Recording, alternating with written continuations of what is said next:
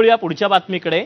मराठा आणि ओबीसीच्या मुद्द्यावरून शरद पवारांनी सरकारला चांगलंच धारेवर धरलेलं होतं आणि या सगळ्यावरून त्यांनी सरकारवर टीका करताना महाराष्ट्र आरक्षणाचा वाद जो पेटलेला आहे त्यावर भाष्य केलं। या आरक्षणामुळे महाराष्ट्र अस्थिर झाल्याची भावना शरद पवारांनी बोलून दाखवली, तर आरक्षणाच्या मुद्द्यावरून सरकारने स्थापन केलेल्या समितीवरही शरद पवारांनी बोट ठेवलं।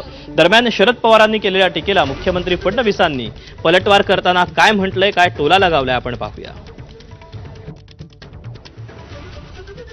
दोन समित्या केल्या, यांच्याकडून लागल्या एका, दुसरीकडून दुसऱ्या मागण्या। याचा अर्थ आजकालचं राज्य सरकार यांना प्रश्न सोडवायचे का सोडवायचा नाही, कर्तृत्व वाढवायचं अशीच चित्र आज या ठिकाणी बघायला मिळतं। आणि म्हणून हा प्रश्न योग्य पद्धतीने हाताळला नाही तर महाराष्ट्राच्या, मी काल एका ठिकाणी सांगितलं की महाराष्ट्राची सामाजिक वीर ही पुसवायला लागलेली आहे आणि हे अत्यंत धोक्याचे। आपल्याला माहिती आहे पवारसाहेब कशा करता प्रसिद्ध आहेत।